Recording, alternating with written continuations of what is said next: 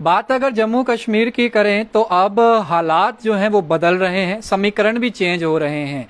इन्हीं सब पर चर्चा करने के लिए हमारे साथ industries and trade cell convener Shyamlal Langar ji हैं। अगर भारतीय जनता पार्टी की बात करें, ड्यूटी की जिम्मेवारी उनके पास है, दारोमदार उनके ऊपर है। ट्रेड से जुड़ी हुई बातें भी करेंगे, इंडस्ट्री से जुड़ी हुई बातें भी करेंगे, बिजनेस से जुड़ी हुई बातें भी करेंगे, और साथ ही में जम्मू कश्मीर की अगर बात करें, इन दिनों जो सरगर्मी इलेक्शंस को लेकर चल रही है, काफी सारे चर्चित विषय हैं, उन पर भी चर्चा करेंगे। तो आइए सीधी बातचीत उन्हीं से करते हैं। सर, पहले तो आपका स्वागत है बाहु एक्सप्रेस पर। धन्यवाद जी। सर, सबसे पहले मैं आपसे जानना चाहूंगा, आज प्रधानमंत्री श्री नरेंद्र मोदी जी का जन्मदिन था। भारतीय जनता पार्टी के तमाम कार्यकर्ताओं ने तमाम जितने भी राज्य थे वहां पर उनका जन्मदिन बड़े हर्षोल्लास के साथ मनाया। वही अगर आपके विपक्षी पार्टी, अगर मैं राष्ट्रीय स्तर की बात करूं तो कांग्रेस पार्टी, उन्होंने इस दिन को आज जम्मू में जो है वो एज ए बेरोजगारी दिवस जो है उस तरीके से मनाने का प्रयास किया। पहले तो मैं आपसे यही जानना चाहूंगा कि एक प्रधानमंत्री, उनका जन्मदिन था, हालांकि उनके जो नेता हैं राहुल गांधी जी, उन्होंने ट्वीट कर सबसे पहले बधाई भी दी, लेकिन उसके बावजूद उनके कार्यकर्ता जो हैं इसको बेरोजगारी दिवस की तरह जम्मू में मना रहे हैं। कैसे देखते हैं? देखिए, ऐसे पहले तो मैं आपके चैनल के माध्यम से पूरे भारतवर्ष को मुबारकबाद देना चाहता हूं कि आज हमारे प्रधानमंत्री श्री नरेंद्र भाई मोदी जी का जन्मदिन है। और मैं ईश्वर से दुआ करूंगा, भगवान से दुआ करूंगा कि इनकी बहुत लंबी उम्र हो। ये देश के हमारे प्रधानमंत्री ज़्यादा से ज़्यादा देर तक बने रहें और आने वाले समय में भी ये प्रधानमंत्री बने और देश की तरक्की होती रहे। और अपने जितने पार्टी लीडरान हैं, पार्टी वर्कर हैं, क्योंकि भारतीय जनता पार्टी जो है वो आम जन जन की पार्टी है। जो आप हो, देश की जनता है, ये उनकी पार्टी है। आज पूरी देश 135 करोड़ जनता को मुबारकबाद है। रही बात, आपने कहा कि कांग्रेस आज बेरोजगारी दिवस मना रही है। जो आदमी अपना आपा खो देता है ना, उसको कोई सूध बूध नहीं रहती है। वो फिर कहीं रास्ते से पत्थर उठा के भी किसी को मारता है, क्योंकि उसको अपनी होश ही नहीं है, किस होश में वो चल रहा है। तो ये आज कांग्रेस पार्टी का आज हाल है। कांग्रेस पार्टी को चाहिए था कि प्रधानमंत्री के साथ मिलके अच्छा कार्य देश के लिए कर रहे हैं। ये भी उसी देश में रहते हैं। ये हर एक इंसान का देश है, चाहे इसमें किसी भी समुदाय के लोग रहते हों। भारतवर्ष उनका है, मालिक जो है वो भारत की जनता है, देश की। प्रधानमंत्री मोदी जी अगर आज सेवा कर रहे हैं तो 135 करोड़ या 140 करोड़ आबादी की सेवा कर रहे हैं। वो देश को इतनी तरक्की की राह पे लेके गए हैं कि कभी किसी ने ये सोचा नहीं था। अगर आपका घर मजबूत है तो आप मजबूत हो, आप सेफ हो। तो आपका अगर मोहल्ला मजबूत है, आप मजबूत हो, आप सेफ हो। आपका शहर मजबूत है, आप देखते हो ना, शहर को मजबूत करने के लिए हमारी पुलिस प्रशासन जो है वो जगह जगह नाके लगाती है, पूरी पूरी रात जागती है, पूरी पूरी रात सेवा करती है। वो क्यों करती है? कि शहर को मजबूत करने के लिए। आम आदमी तभी रात को सो सकता है जब वो रात को जागते हैं। तो इसी तरह हमारे प्रधानमंत्री जी इस देश को मजबूत करने के लिए दिन प्रतिदिन, दिन को भी रात को भी 18-18 घंटे काम करके तो इस देश की तरक्की के लिए आगे बढ़ रहे हैं। और डिफेंस पे आप देख लो कितना मजबूत किया है। बाकी अपनी ड्यूटी के अंदर आप देख लो कि कितना काम किया है, जिसका अंदाज़ा ही नहीं है। आज आप देखो, रिंग रोड आपको दे दी गई है, स्टेट के अंदर 2-2 एम्स दिए गए हैं, IIT कॉलेज दिए गए हैं, फ्लाईओवर दिए गए हैं। और तो और ये जो 12-12, 15-15 किलोमीटर लंबे टनल, ये किसके लिए हैं? आप जनता के लिए हैं, पूरे देशवासियों के लिए हैं। वो चाहते हैं कि मेरे किसी भी एक भारतवर्ष का जो एक इंसान है उसको तकलीफ नहीं होनी चाहिए। तो इसलिए प्रधानमंत्री जी आज मुबारक के पात्र हैं उनको मुबारकबाद है, पूरे देशवासियों को मुबारकबाद है। पार्टी के जितने बड़े लीडरान हैं, वर्कर हैं, छोटे हों चाहे बड़े हों चाहे कोई भी हो, सभी को मुबारकबाद है। और बड़ा मन खुश होता है कि हमारे आज प्रधानमंत्री जी का बर्थडे पूरा देश मना रहा है। एक सवाल मैं आपसे पूछना चाहूँगा, राहुल गांधी जी का दौरा था जम्मू में, पहले वो कश्मीर में आए थे, अब वो जम्मू में जब उनका 2 दिवसीय दौरा रहा, पहला दिन जब जम्मू पहुंचते हैं एयरपोर्ट पर भव्य स्वागत किया जाता है, उनके कार्यकर्ता उमड़ते हैं, बड़ी काफ़ी भीड़ जो है उनकी इकट्ठा होती है, उनका स्वागत किया जाता है, वो सीधा वैष्णो देवी यात्रा के लिए निकलते हैं। लेकिन जैसे वो वहाँ पहुँचते हैं वो खुद बोलते हैं कि मैं बयान नहीं दूंगा, मैं राजनीति करने यहाँ नहीं हूँ, मैं दर्शन करने के लिए आया हूँ। लेकिन जैसे ही वो चढ़ाई शुरू करते हैं वहाँ पर जो है उनके कार्यकर्ता कांग्रेस पार्टी के झंडे लेकर वहाँ के साथ, ऐसा लगा नहीं कि वो यात्रा कर रहे हैं, ऐसा लगा कि जलसा किसी संबोधित करने वो आए हैं वहाँ पर, और उसके बाद से ही राजनीति जो है वो गर्मा गई। इस पर आप क्या कहना चाहेंगे? देखिए, ऐसे है कि जिस इंसान ने, जिस आदमी ने सिर्फ माँ वैष्णो देवी का नाम सुना हो, तो माता रानी के दर्शन नहीं किए हों, आज जनता को गुमराह करने के लिए, मैं गुमराह कहूँगा, जनता को गुमराह करने के लिए अगर वो बहाना बनाते हैं कि मैं माता वैष्णो देवी जा रहा हूँ, तो उनको पूरी नॉलेज होनी चाहिए। फिर जब माता के यात्रा जाती है ना, तो हाथों में माता का झंडा होता है, पार्टी का झंडा नहीं होता है, और वहाँ पे जयकारे लगते हैं माता रानी के, माता रानी के जयकारे गूंजते हैं, आने वाले भी बोलते हैं और जाने वाले भी बोलते हैं। और ये जो बोल रहे थे राहुल गांधी जिंदाबाद, सोनिया गांधी जिंदाबाद, तो ये एक इनका स्टंट था जनता को अपनी तरफ मोड़ने का। मगर जनता जनार्दन सब जानती है, पूरी जनता ने देख लिया है कि इन्होंने क्या कहा आगे, क्या किया आगे, कौन से झंडे लेके गए। बाण गंगा जब हम पहुंचते हैं वहाँ पे स्नान करते हैं जी। फिर उसके बाद हमारा पड़ाव जो है आगे स्टार्ट हो जाता है कि हम पवित्र होके माँ के दरबार में जा रहे हैं। क्योंकि बाण गंगा में शुद्धिकरण जब नहाता है ना कोई वहाँ पे बाण गंगा में, तो वो अपने आप को एक पवित्र मानता है कि मैं अभी पवित्र हो गया हूँ, अभी मैं माँ वैष्णो देवी के दर्शन करूँगा। हम भी छोटे छोटे जाते थे, यहाँ से बस में बैठना, बाण गंगा जाना, नहाना, कपड़े दूसरे लगाने, तो माँ के दरबार दर्शन करने जाना। और रास्ते में आने वाले जाने वाले यही बोलते थे, जय माता दी, जय माता दी, जय माता दी। तो इनके पास एक ही था कि कांग्रेस पार्टी जिंदाबाद। ये क्या बात है, ये माँ वैष्णो के दर्शन करने जा रहे हैं, जब पब्लिसिटी कर रहे हैं ये कांग्रेस की। ऐसा नहीं होना चाहिए था। ये इसको मैं कंडेम्प्ट करता हूँ, निंदनीय है। ये बहुत इन्होंने गलत एक देश को मैसेज दिया है कि देश की जनता जानती है। और दूसरा, जो इन्होंने वहाँ पे माँ के दरबार में जाके सिंबल किसको बोलते हैं, इनको पहले पता ही नहीं है कि माँ साक्षात महारानी वहाँ बैठी हुई है। साक्षात माता रानी के हम जब जाते हैं वो दर्शन करते हैं। तो जिस इंसान को यही नहीं पता हो हम क्या बोल रहे हैं, वो क्या दर्शन करने जाएगा।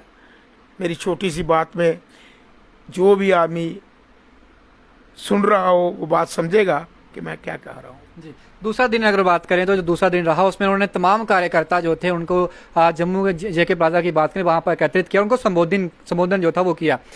वहाँ पर भी जो था वो थोड़ा आपत्तिजनक बयान वो दे गए और वहाँ पर भी लोगों को संबोधित किया। लेकिन वहाँ पर डोगरों की अगर बात करूँ तो डोगरा कल्चर की एक पहचान है डोगरा पगड़ी। वो जब उनको समर्पित किया जा रहा था, जब उनको जो था सम्मान दिया जा रहा था, वहाँ पर राहुल गांधी जी ने पहले पगड़ी पहनी, बाद में उसका अपमान किया। आज़ाद साहब जी को दी गई, उन्होंने भी नहीं पहना। और आज़ाद साहब जी तो जम्मू से हैं, यहाँ पर चीफ मिनिस्टर रहे, यही की जनता ने उन्हें प्यार भी दिया, जम्मू और कश्मीर की आवाम उनको प्यार दिया, चीफ मिनिस्टर बने। उनको तो पता था कि डोगरा पहचान जो है उसकी पगड़ी जो है एक पहचान है, अगर मैं इसको अपमान कर रहा हूँ तो लोग इससे नाराज होंगे। लेकिन फिर भी उन्होंने जो था उन चीज़ को, जहाँ फिर ये तो नहीं था कि जम्मू के लोग कम थे, पुंछ, डोडा, पीर पंजाल वहाँ के लोग गुजर ज़्यादा थे, वहाँ पर हमारे भाई ज़्यादा थे। उनको लगा कि शायद अगर गुजर पगड़ी यहाँ पर होती, मुझे दी जाती तो मैं पहनता। अगर मैं डोगरा पगड़ी पहन रहा हूँ तो शायद मेरा वो समुदाय जो यहाँ पहुँचा है इतनी दूर दूर से, वो शायद नाराज़ हो जाएगा यहाँ पर। देखिए, ऐसे है कि हमारा चाहे गुजर समुदाय हो जी, चाहे हमारा कश्मीर हो जी, चाहे हमारा जम्मू हो, जी, ये एक गुलदस्ता है। इस गुलदस्ते के अंदर हर किस्म के फूल परोए जाते हैं तो गुलदस्ता बनता है। यहाँ पे चाहे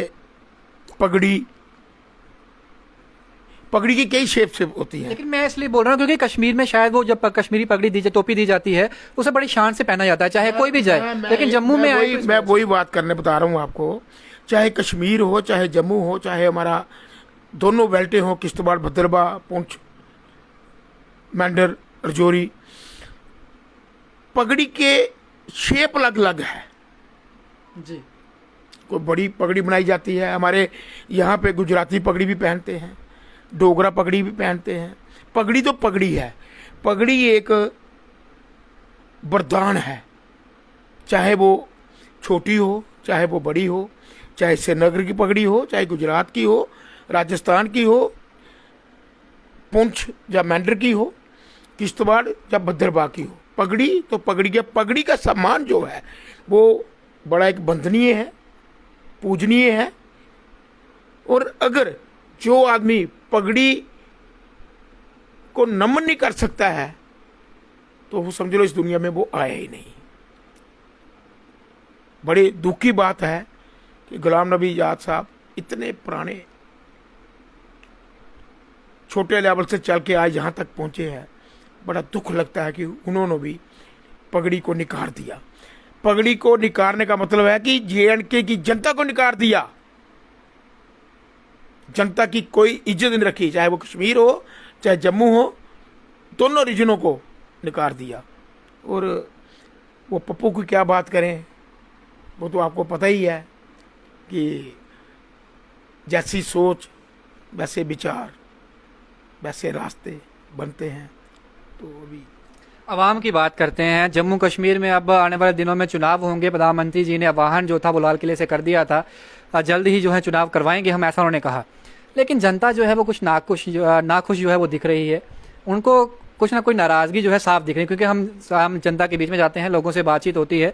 गले कुचे की बात करूं, सड़क, बिजली, पानी की बात करूं, या फिर मैं महंगाई की बात कर लूं, अनएम्प्लॉयमेंट की बात कर लूं, रोजगार देने की बात कही गई थी उसकी बात कर लूं, रसोई गैस की बात कर लूं, हर चीज़ जो है आज चरम सीमा पर है। महंगाई दर जो है बढ़ती चली जा रही है। लोग खफा हैं, लोग कह रहे हैं कि जो वादे किए गए थे, हमने 24 MLA भी जिताए, सब कुछ किया, लेकिन हमारा क्या कसूर था। अभी आज ही का अगर बात करूं, जो बर्निंग इशू है वो रिलायंस स्टोर 100 से ज़्यादा आ रहे हैं जम्मू में अगर बात करूं तो। यानी कि जम्मू का रोजगार, जम्मू का जो व्यापारी है, जम्मू का जो काम करने वाला, जो अपना दिहाड़ी लगाता था इंसान, उसके तो लाले पड़ जाएंगे आने वाले दिनों में अगर ऐसा होता है तो। इसे भारतीय जनता पार्टी कैसे देखती है, और क्या जब चुनाव होंगे तो क्या इसका असर वहां पर नहीं पड़ेगा? देखिए, ऐसे जैसे आपने कहा पेट्रोल और डीजल जी, इस पे बहुत सारी चर्चा जो है पार्लियामेंट में हो रही है। कोशिश कर रही है हमारी सरकार कि इसको GST के दायरे में लाया जाए। अगर GST के दायरे में आता है तो फिर तो क्लियर है कि जो रेट वहाँ से आएगा तो उसी रेट पे ये चलेगा, क्योंकि GST के दायरे में जो आती चीज़ उसमें जो फिक्स प्रॉफिट है वही रहेगा। वो चाहे जम्मू हो, चाहे देश का कोई भी कोना हो, हिमाचल हो, पंजाब हो, दिल्ली हो, बम्बे हो, कलकत्ता हो, कोई भी स्टेट हो, तो एक रेट होगा उसका। नॉमिनल थोड़ा बहुत कहीं हो सकता है फर्क। तो बाकी महंगाई की जो बात करी है आपने, 1.5 साल के अंदर, कोरोना काल के अंदर हमारे दुकानदार भाई जो हैं, मेरे ख्याल है 1.5 साल में हो सकता है 5-4 महीने ही काम कर पाए हैं। अगर 1.5 साल का इनकम जो थी वो 4 महीने में क्या कमाया होगा उन्होंने। यही सरकार का एक है। पूरा देश बंद रहा, पूरे देश के अंदर कोरोना था। हमारे प्रधानमंत्री जी ने देश को सबसे पहले, देश जो प्रिय था उनके लिए, आप लोग प्रिय थे, जनता प्रिय थी, देश को बचाया है। क्योंकि आज भी देखिए आप, फॉरेन में न्यूज़ सुनिए, कहीं लॉकडाउन है, कहीं कोई परेशानी आ रही है, कहीं कोई परेशानी आ रही है। हमारे देश के अंदर कितनी स्पीड में टीकाकरण हुआ है, कोई अंदाजा है? कितनी जनता जो है किस ढंग से बचाई है, कोई अंदाजा है? इसका कोई गीत गाया है कभी कांग्रेस ने या अपोजिशन पार्टियों ने? भाई हमारे प्रधानमंत्री जी ने जो अपोजिशन में है उनको भी तो बचाया है। लेकिन कुछ कमियां भी रही, ऑक्सीजन की कमी से बड़ी जाने भी गई। देखिए, ऐसे है कि जब तूफान आता है ना तो उसमें बहुत सारे लोग बचते हैं, कुछ नुकसान भी होता है। तो बहुत बड़ा देश है। जब जिस चीज़ की कमी आनी शुरू हुई, हमारा एक ऐसे प्रधानमंत्री थे जिन्होंने पूरे वर्ल्ड से ऑक्सीजन मंगवा ली, पूरे देश के अंदर ऑक्सीजन कर दी। हाँ, ये कहीं कमी हो सकती है कि हॉस्पिटल के SMGS में नीचे गोडाउन में ऑक्सीजन पड़ी है, वहाँ से सिलेंडर लाने के लिए ऊपर 2 मिनट लेट हो गए हों, ये मैं मान सकता हूँ। मगर किसी भी चीज़ की कमी जो है वो देश के अंदर हमारे प्रधानमंत्री जी की तरफ से कोई नहीं आई है, ना उन्होंने आने दी है। और बड़े सुचारू रूप से उन्होंने इस कोरोना वायरस को देखा है। और दिन में उनका यही काम होता था कि खाना नहीं खाते थे, वो यही देखते थे कि मेरी कौन सी स्टेट, कौन सी ड्यूटी जो है कैसे चल रही है और मेरी देश की जनता जो है किसी का नुकसान तो नहीं हो रहा है। बहुत सारा उन्होंने इस पे काम किया है। मैं आज उनके जन्मदिन पे इस चीज़ की भी बधाई देता हूँ प्रधानमंत्री जी को, अपने जो पार्टी के टॉप वर्कर हैं श्री रविंद्र राणा जी को भी। आप देखिए कि 15 दिन के अंदर अंदर 2 हॉस्पिटल श्रीनगर में भी और जहाँ पे भी, दोनों जगह बनाए गए। किस लिए बनाए गए? जनता के लिए, भाई जनता को कोई परेशानी ना हो। जब इस तरह की कोई स्थिति बनती है तो पब्लिक का भी बहुत साथ होता है, पब्लिक ने साथ दिया। मगर जब इस तरह की परेशानी आती है, तूफान आता है, फ्लड आता है, तो थोड़ा बहुत जनता हिलती है। मान लेते हैं कि सेकंड वेव थी, एडमिनिस्ट्रेशन तैयार नहीं था, उनको खतरा शायद अभाव नहीं था कि इस तरीके से भी डेंजर सिचुएशन बन सकती है। अब थर्ड वेव जो है उसका आकलन किया जा रहा है, बड़े बड़े जो विशेषज्ञ हैं वो बोल रहे हैं कि थर्ड वेव जो है वो आएगी, डेफिनेटली आएगी और बच्चों पर सीधा असर पड़ेगा। क्या पहले से ही उतनी प्रिपेयर्डनेस नहीं रहनी चाहिए सरकार अब? और एडमिनिस्ट्रेशन की अगर पुख्ता बात करूँ, पहले से ही तैयार रहना चाहिए कि आने वाले समय में अगर कोई थर्ड वेव आती है तो जैसे पहले सेकंड वेव में सिचुएशन हुई, हालात जो खस्ता हुए, फिर से वैसी जो प्रॉब्लम है, सिचुएशन जो है वो ना हो पाए। देखिए, ऐसा है कि आप भी सुन रहे होगे न्यूज़ में, नेशनल न्यूज़ में बताया जा रहा है कि 2 साल के बच्चे से स्टार्ट कर रहे हैं, इस पर टेस्ट हो रहे हैं। तो इसका कारण क्या है? कि तैयारी, बिल्कुल, कि बच्चों को कल परेशानी ना आए। और ईश्वर करे कि थर्ड वेव आए नहीं हमारे देश के अंदर। हमारा देश जो है, जो भारत वर्ष है, इसके अंदर जिसने जन्म लिया है उसने बड़े उच्च कोटि के कहीं कर्म किए हैं कि भारत देश में उसने जन्म लिया है। महान देश है ये। बाकी देश भी आप देख लो, उसके मुकाबले आप आज भारत देश को पूरा वर्ल्ड नमन करता है। क्यों करता है? इसलिए करता है कि भारत देश जो है एक महान देश है। तो यहाँ पे 2 साल से लेके 17 साल तक का टेस्ट हो रहे हैं कि हो सकता है कितनी जल्दी इनको भी टीकाकरण किया जाए तो जो थर्ड वेव आ रही है उससे बचा जाए।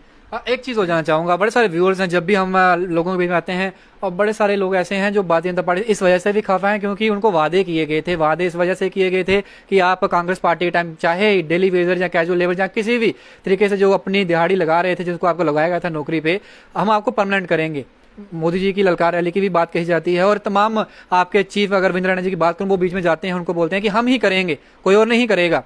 लेकिन करेंगे कब? ये सवाल जो है ये जानना चाहते हैं सारे तमाम लोग, चाहे वो डेली वेजर्स हैं, चाहे वो कैजुअल लेबर वर्कर है। होम गार्ड्स की अगर बात करें, यूटी बन चुकी है लेकिन उनका कानून अभी तक लागू नहीं किया गया है, उनका SRO अभी तक लागू नहीं किया गया है।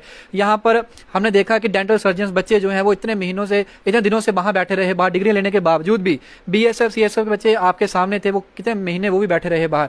लेकिन इन लोगों का भी समाधान भारतीय जनता पार्टी जो है वो करेगी या फिर इलेक्शन जब आएंगे सिर्फ मैनिफेस्टो में डाल दिया जाएगा, उसके बाद भूल जाएंगे? देखिए, ऐसे है कि भारतीय जनता पार्टी कभी भी कोई गलत मैनिफेस्टो नहीं बनाती है। जो मैनिफेस्टो में चीज़ें डाली जाती हैं उसको संपूर्ण कंप्लीट किया जाता है। आप मेरे को बताइए शुभम जी, देश के अंदर तबाही हो रही हो, देश की जनता जो है वो त्राही माम कर रही हो, उस समय देश की जनता को बचाना है या पहले नौकरियां लगानी है? मेरे को आप ही बता दो क्या करना चाहिए। सबसे पहले देश की जनता को बचाना है। 1.5 साल हो गया, 2 साल इस कोरोना वायरस से बड़ी मुश्किल से देश जो है थोड़ा सा उभरा है और सरकार जहाँ पे नहीं है, एडमिनिस्ट्रेशन की कमी से बहुत सारी जो चीज़ें हैं वो पेंडिंग रह रही हैं। जैसे हमारी सरकार बनती है, ये जितने सारी प्रॉब्लमें हैं ये बहुत जल्दी हल होंगी। ये मैं आपको आपके माध्यम से जो भी लोग हैं मैं उनको बता को तो नहीं लगते, बाहरली स्टेटों से या बाहरले देशों से लगते हैं कि वहां से आए हैं यहाँ पर, और एक एक फीमेल के साथ दो दो तीन तीन बच्चे हैं उनके उनके हस्बैंड क्या करते हैं, कौन है, कहाँ से आए हैं, उनकी पहचान क्या है, ये कोई नहीं जानता। क्राइम रेट जम्मू में बढ़ रहा है, ये सामने है, सबके दिख रहा है, जम्मू में खासकर बात कर रहा हूँ। क्या इसके पीछे किसका हाथ है और ये लोग कौन है, और एडमिनिस्ट्रेशन को क्या इसका संज्ञान नहीं देना चाहिए कि उनकी शनाख्त की जाए, ये लोग कहाँ से हैं, कितनी तादाद में है? क्योंकि क्राइम जो हो रहा है, सीसीटीवी कैमराज लगे होते हैं, हम देखते हैं, उसके बावजूद भी चोरियां, चकारियां, मर्डर, ये चीजें जो है सामने आ रही हैं। इसको भी आप कैसे देते हैं? और भारतीय जनता पार्टी क्या इसमें भी एडमिनिस्ट्रेशन जो है वो इस पे जो है संज्ञान डालने की जरूरत है कि नहीं है? देखिए, ऐसे है कि इस पर काफ़ी सारी चर्चा हो रही है, क्योंकि जो बाहर से ये इन लोगों का आधार कार्ड कोई नहीं है, टीकाकरण इनको नहीं हो सकता है। जी। कल को कहीं मैं आपके माध्यम से अगर एलजी साहब मेरी बात को सुने, मैं उनसे रिक्वेस्ट करता हूं कि पुलिस प्रशासन तो इस पर काफ़ी सख्ती कर रहा है, इन लोगों को यहाँ से निकालते हैं, मगर पुलिस प्रशासन भी क्या करे? वो शहर को संभाले या इन लोगों को संभाले, क्या करे? मैं सैल्यूट करता हूँ अपने पुलिस के जवानों का कि जो जम्मू को काफ़ी सारी चीज़ों से बचा के रखा हुआ है, और ये जो लोग आ रहे हैं ये खतरे की घंटी है, इनको जितनी जल्दी हो यहाँ से वापस भेजना चाहिए। क्योंकि आज एशिया के सामने बैठे हुए हैं, कल बस स्टैंड के सामने चले जाते हैं, इन्हीं लोगों ने यहाँ पे जम्मू के अंदर क्राइम फैलाना है। तो मैं एडमिनिस्ट्रेशन से रिक्वेस्ट करूँगा कि जितनी जल्दी हो इन लोगों को इनके देश वापस भेजना चाहिए, अपने देश में रहें, वहाँ पे ये काम करें, अच्छे ढंग से रोजी रोटी कमाए, ना कि यहाँ पे ये क्राइम फैला के तो अपने बच्चों को पालें। ये बहुत गलत है जी। मेरी रिक्वेस्ट है अपने एडमिनिस्ट्रेशन को। आखिर में जैसे हम कौन बनेगा करोड़पति देखते हैं, तो उसमें लास्ट जो क्वेश्चन रहता है वो आजकल 10 करोड़ का हो चुका है। तो ये सवाल शायद इतना ही महत्वपूर्ण है अगर भारतीय जनता पार्टी के लिहाजे से बात करूं, क्योंकि इन दिनों चर्चा जो है वो चीफ मिनिस्टर के पद की हो रही है। अगर इलेक्शंस होती हैं, आज ही रविंद्र रैना जी से बातचीत जब हुई तो उन्होंने ये कहा कि पूर्ण बहुमत से सरकार हम बनाएंगे और चीफ मिनिस्टर हमारा होगा। मैंने नाम पूछा तो नाम नहीं बताया। तो मैं जब भी किसी भारतीय जनता पार्टी के नेता का इंटरव्यू लेता हूं तो उनसे सवाल जरूर पूछता हूं कि अगर भारतीय जनता पार्टी जीती है तो चीफ मिनिस्टर जो है उसका चेहरा कौन होंगे। मैं भी आपसे यही पूछने जा रहा हूं कि भारतीय जनता पार्टी अगर जीती है तो जो चीफ मिनिस्टर है उनके चेहरा जो है वो कौन होंगे? देखिए, हमारी पार्टी के अंदर यही सबसे बड़ी मजबूती है। आने वाले एक मिनट के अंदर क्या हो रहा है किसी को पता नहीं होता है, क्योंकि जो देश की सरकार हो ना, उसके अंदर इस तरह की मजबूती होना बहुत ज़रूरी है। बाकी ये हाईकमान तय करता है कि जहाँ का सीएम कौन होगा कौन नहीं होगा। मगर ये आपके माध्यम से मैं क्लियर करना चाहता हूँ, सीएम भारतीय जनता पार्टी का होगा, सरकार भारतीय जनता पार्टी की बनेगी, इसमें कोई दो राय बात नहीं है। मगर ये हाईकमान तय करेगी कि हमारा जो सीएम है वो कौन होगा, हमारे एमएलए कौन कौन से होंगे। ये पूरा जो डाटा है ये दिल्ली हाईकमान के पास है। जहाँ किसी, हम तो सिपाही हैं पार्टी के, हमारा काम है पार्टी का काम करना। हमें तो चाहे हमारा यहाँ पे कोई मिनिस्टर रहा हो, चाहे हमारे रविंद्र रैना जी प्रधान हैं, चाहे कोई भी हो, हम पूरे एक वर्कर के रूप में पार्टी का काम करते हैं और सिपाही के रूप में एक ड्यूटी देते हैं। हमारा इतना ही काम है। बाकी जो भी डिसीजन लेना है वो हाईकमान लेती है। ये उन्हीं को पता होता है कौन आने वाला सीएम होगा कौन नहीं होगा। मगर होगा भारतीय जनता पार्टी का। ये मैं आपको आज ही मुबारकबाद देता हूँ कि एडवांस मुबारकबाद ले लें आप, जो सीएम है वो भारतीय जनता पार्टी का होगा। चलिए सर, बहुत बहुत शुक्रिया, आपने अपना कीमती समय दिया और खास बातचीत करने का मौका दिया। Thank you sir, thank you. आपने देखा हमारे साथ अगर बात करूं तो भारतीय जनता पार्टी के कन्वेयर इन्वेस्टरीज एंड ट्रेड सेल के श्यामला लंगर जी थे। सीधी बातचीत करी और बदलते हुए समीकरण जो जम्मू कश्मीर ड्यूटी के हैं उस पर चर्चा करी है। आपके तमाम सवाल जो लगातार आप कमेंट बॉक्स में करते हैं मैंने उनके समक्ष रखे हैं, भलीभांति उन्होंने उत्तर दिया है। अब आपके पास ये वीडियो छोड़े जा रहा हूं, कमेंट बॉक्स खाली है, उसे भरिएगा और अपनी राय जरूर रखिएगा। क्या जो सवाल पूछे गए उनके उत्तर जो दिए गए क्या आप उनसे संतुष्ट हैं या नहीं हैं? राय अपनी जरूर रखिएगा। बाकी तमाम अपडेट्स के लिए बने रहिए बाहु एक्सप्रेस पर। अजय डोगरा के साथ शुभम लंगे, बाहु एक्सप्रेस के लिए। जय हिंद।